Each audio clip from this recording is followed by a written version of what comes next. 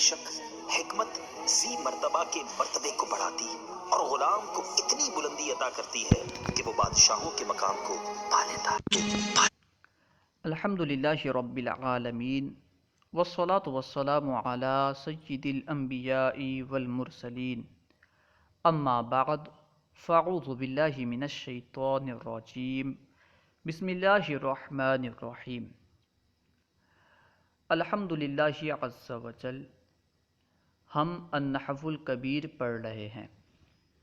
آج ہم انشاءاللہ عز وجل النحو الکبیر سے فعل متعدی کی اقسام پڑھیں گے۔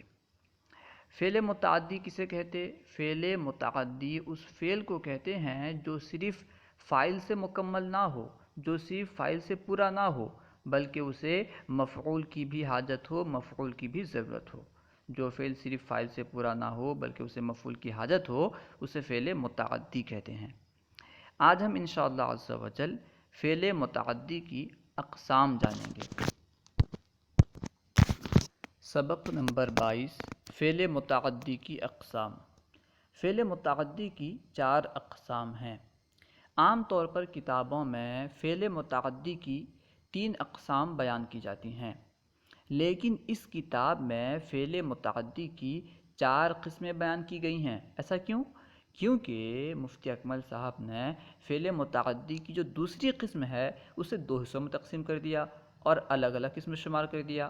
اس طرح فعل متعدی کی 4 اقسام ہو گئیں اس کتاب کے اعتبار سے، ورنہ عام طور پر کتب نحو میں فعل متعدی کی 3 اقسام بیان کی جاتی ہیں۔ خیر، دیکھیے فعل متعدی کی 4 اقسام ہیں۔ نمبر 1 متعدی ب1 مفعول، نمبر 2 متعدی ب2 مفعول، نمبر 3 متعدی ب2 مفعول۔ دیکھیے نمبر 2 اور نمبر 3 دونوں میں کیا ہے؟ متعدی ب2 مفعول، لیکن تھوڑا سا فرق ہے جسے آگے بیان کریں گے۔ نمبر 4 متعدی ب3 مفعول۔ یہ 4 اقسام ہیں فعل متعدی کی۔ اب ہر ایک کے بارے میں بیان کر رہے ہیں کہ متعدی ب1 مفعول سے مراد کیا ہے، متعدی ب2 مفعول سے مراد کیا ہے، متعدی ب3 مفعول سے مراد کیا ہے۔ نمبر 1 متعدی ب1 مفعول، وہ فعل متعدی جو صرف ایک مفعول کا تقاضا کرے۔ جو فعل متعدی صرف اور صرف ایک ہی مفعول کا تقاضا کرے اسے متعدی ب1 مفعول کہتے ہیں۔ جیسے ضرب زید عمرا، زید نے عمرو کو مارا۔ ضرب ایک فعل ہے، اور کون سا فعل ہے؟ فعل متعدی، کیونکہ یہ صرف فاعل سے پورا نہیں ہوتا بلکہ اسے مفعول کی ضرورت ہوتی ہے، لیکن یہ صرف ایک مفعول کا تقاضا کرتا ہے۔ ٹھیک ہے، اگر کوئی مارے گا تو کسی کو مارے گا۔ ٹھیک ہے، یعنی ضرب جو ہے، ضربہ جو فعل ہے یہ ایک ہی مفعول کا تقاضا کرتا ہے، اسی وجہ سے ضربہ فعل متعدی ب1 مفعول ہے۔ اس کو بیان کر رہے ہیں، فعل متعدی ب1 مفعول وہ فعل متعدی جو صرف ایک مفعول کا تقاضا کرے، جیسے ضرب زید عمرا، زید نے عمرو کو مارا۔ نمبر 2 متعدی ب2 مفعول، وہ فعل متعدی جو 2 مفعولوں کا تقاضا کرے، جو 2 مفعولوں کو چاہے اور ان میں سے ایک مفعول کو حذف کرنا جائز ہو۔ یعنی ایسا فعل متعدی جو 2 مفعولوں کو چاہتا ہو، جو 2 مفعولوں کا تقاضا کرتا ہو، لیکن ان 2 مفعولوں میں سے ایک مفعول کو حذف کرنا جائز ہو، درست ہو، اور یہ افعال قلوب کے علاوہ افعال میں ہوگا۔ یعنی یہ جو ہے 2 مفعولوں میں سے ایک مفعول کو حذف کرنا، یہ ان افعال میں ہوگا جو افعال قلوب کے علاوہ ہوں۔ افعال قلوب میں جو 2 مفعول آتے ہیں ان میں سے ایک کو حذف کرنا جائز نہیں ہوتا۔ اچھا، افعال قلوب کسے کہتے ہیں؟ دیکھیے حاشیے میں بیان کیا گیا ہے، افعال قلوب کسے کہتے ہیں؟ وہ افعال جن میں یقین و ظن والا معنی پایا جائے وہ افعال قلوب کہلاتے ہیں۔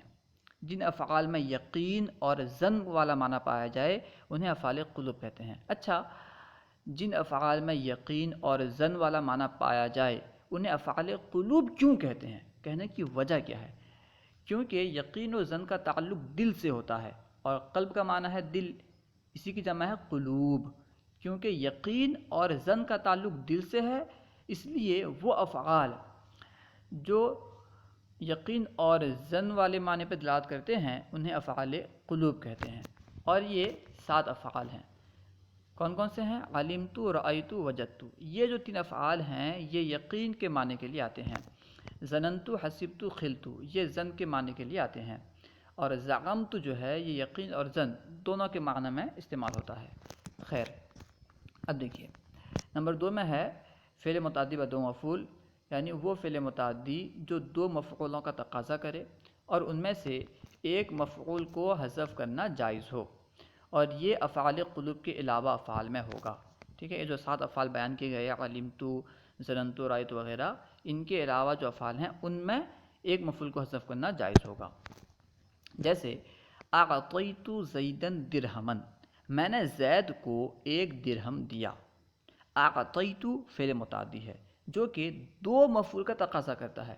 اعطیت زیدن درہمن، میں نے زید کو دیا۔ اے بھائی کیا دیا؟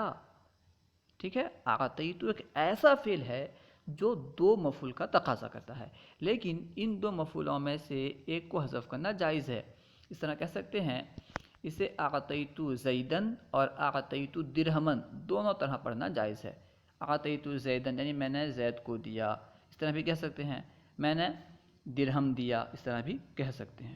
ٹھیک ہے، نمبر 3 متعدی ب2 مفعول، وہ فعل متعدی جو 2 مفعولوں کا تقاضا کرے، 2 مفعولوں کو چاہے اور بغیر قرینے کے ان میں سے کسی مفعول کا حذف جائز نہ ہو، بغیر قرینے کے ان 2 مفعولوں میں سے کسی مفعول کو حذف کرنا جائز نہ ہو، یہ افعال قلوب میں ہوتا ہے۔ ٹھیک ہے، افعال قلوب 7 ہیں جیسا کہ ابھی بیان کیا گیا، علمتو، رأیتو، وجدتو، ظننتو، حسبتو، خلتو، زعمتو، یہ افعال قلوب ہیں۔ ان کے جو مفعول آتے ہیں 2 مفعول، ان کو بغیر قرینے کے حذف کرنا جائز نہیں۔ جیسے علمت زیدن فاضلا، میں نے زید کو فاضل گمان کیا، میں نے زید کو فاضل جانا۔ اس میں علمت زیدن یا علمت فاضلا کہنا جائز نہیں۔ علمت زیدن فاضلا یہ جو مثال ہے اس میں صرف علمت زیدن کہنا یا علمت فاضلا کہنا جائز نہیں ہے، کیونکہ علمت افعال قلوب میں سے ہے اور اس کے جو 2 مفعول ہیں ان میں سے کسی ایک کو حذف کرنا بغیر کرنے کے جائز نہیں، اس لیے صرف علمت زیدن یا علمت فاضلا کہنا جائز نہیں ہے، درست نہیں ہے، کیونکہ اس جگہ 2 مفعول بمنزلہ ایک اسم کے ہیں، یعنی افعال قلوب کے جو 2 مفعول ہوتے ہیں وہ دونوں مفعول ایک اسم کی طرح ہوتے ہیں، ایک اسم کے منزل میں ہوتے ہیں۔ بس اس صورت میں اگر دونوں میں سے کسی ایک کو بھی حذف کیا گیا، دونوں میں سے کسی ایک کو گرایا گیا، تو ایسا ہوگا جیسے ایک کلمے کے بعض اجزاء حذف کر دیے گئے، ایک کلمے کے بعض اجزاء کو حذف کر دیے گئے اور بعض کو باقی رکھا گیا۔ ظاہر سی بات ہے یہ درست نہیں ہے۔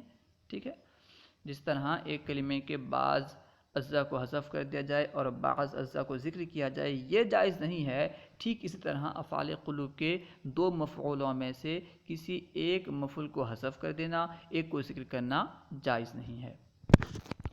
قرینے کے باعث کسی ایک یا دونوں مفعولوں کے حذف کی مثال یہاں بیان کیا گیا کہ بغیر قرینے کے دونوں مفعولوں کو حذف نہیں کر سکتے یا دونوں میں سے کسی ایک کو حذف نہیں کر سکتے، تو اس سے معلوم ہوا کہ قرینہ ہو تو حذف کر سکتے ہیں۔ اچھا، اب مثال بیان کر رہے ہیں کہ قرینے کے باعث، قرینہ ہونے کی وجہ سے کس طرح افعال قلوب کے دونوں مفعولوں کو یا ایک مفعول کو حذف کر سکتے ہیں، اس کی مثال پیش کر رہے ہیں۔ قرینے کے باعث کسی ایک یا دونوں مفعولوں کے حذف کی مثال، مثلا کسی نے دریافت کیا، کسی نے سوال کیا، کسی نے پوچھا هل تظن احدا مسافرا، کیا تو کسی ایک کو مسافر جانتا ہے، کیا تو کسی ایک کو مسافر گمان کرتا ہے، تو اس کے جواب میں یہ کہا جائے اظن خالدا۔ سوال کیا ہے؟ تظن احدا مسافرا، هل تظن احدا مسافرا، کیا تو کسی ایک کو مسافر جانتا ہے، مسافر گمان کرتا ہے؟ اس کے جواب میں اگر یہ کہا جائے اظن خالدا، تو کیا معنی ہوگا؟ میں خالد کو مسافر گمان کرتا ہوں۔ اصل میں اس طرح ہونا چاہیے اظن خالدا مسافرا۔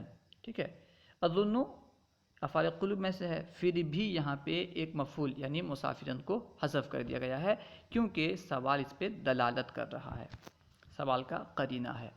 اس کو بیان کر رہے ہیں حقیقتاً قاعدے کی رعایت کرتے ہوئے یوں کہنا چاہیے تھا اظن خالدا مسافرا، لیکن قرینہ سوال کی بنا پر، کیونکہ سوال کا قرینہ ہے اسی وجہ سے دوسرے مفعول کو حذف کر دیا گیا، دوسرا مفعول یعنی مسافرن کو حذف کر دیا گیا۔ یوں ہی کسی نے پوچھا حل ظننت خالدن مسافرن، کیا تو نے خالد کو مسافر جانا، کیا تو نے خالد کو مسافر گمان کیا؟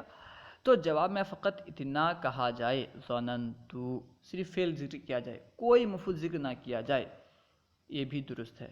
یہاں بھی دونوں مفعولوں کے حذف پر سوال قرینہ ہے، جو سوال کیا گیا حل ظننت خالدن مسافرن، یہ سوال قرینہ ہے کہ یہاں پہ دونوں مفعول محذوف ہیں، خالدن مسافرن، ٹھیک ہے۔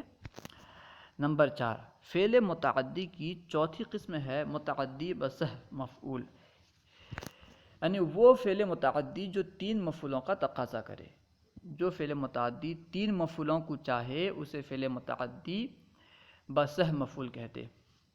جیسے اخبرا زیدن بکرن عمرن فاضلن، زید نے بکر کو عمر کے فاضل ہونے کی خبر دی۔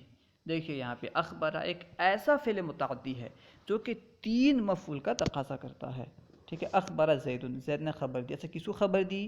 بکر کو۔ اچھا کس کے بارے میں خبر دی؟ عمر کے بارے میں۔ اچھا عمر کے کیا ہونے کے بارے میں خبر دی؟ فاضل ہونے کے بارے میں، ٹھیک ہے۔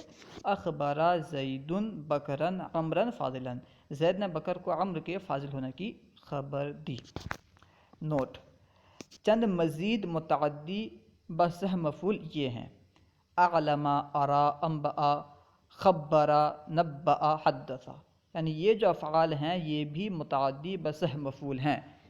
اعلم، ارا، انبأ، خبر، نبأ، حدث، یہ افعال بھی 3 مفعولوں کا تقاضا کرتے ہیں، جیسے اعلم زیدن بکرن عمرن فاضلن، اس طرح بھی کہہ سکتے ہیں کہ زید نے بکر کو عمر کے فاضل ہونے کے بارے میں بتایا، علم دیا، جانکاری دی، ٹھیک ہے۔ یہ جو افعال ہیں تقریباً 5 افعال 6 افعال ذکر کیے گئے ہیں، یہ بھی 3 مفعول کا تقاضا کرتے ہیں۔ الحاصل یہ کہ متعدی کی 4 قسمیں ہیں اس کتاب کے مطابق، اور اگر دوسری کتابوں کو دیکھا جائے تو 3 قسمیں ہیں: متعدی ب1 مفعول، متعدی ب2 مفعول، متعدی بصح مفعول۔ اور اس کتاب میں متعدی ب2 مفعول کو 2 حصوں میں تقسیم کر دیا گیا۔ متعدی ب2 مفعول جو جن مفعولوں میں سے، یعنی جن متعدی ب2 مفعول کچھ ایسے افعال ہیں جن کے ایک مفعول پر اکتفا کرنا یا ایک مفعول کو حذف کرنا جائز ہوتا ہے یا دونوں کو حذف کرنا جائز ہوتا ہے، اور کچھ متعدی ب2 مفعول ایسے ہوتے ہیں جن کے مفعولوں کو بغیر قرینے کے حذف کرنا جائز نہیں ہوتا، ٹھیک ہے۔ اس طرح متعدی ب2 مفعول کو اس کتاب میں 2 حصوں میں تقسیم کر دیا گیا ہے۔ اللہ و رسولہ اعلم۔ السلام علیکم ورحمۃ اللہ وبرکاتہ۔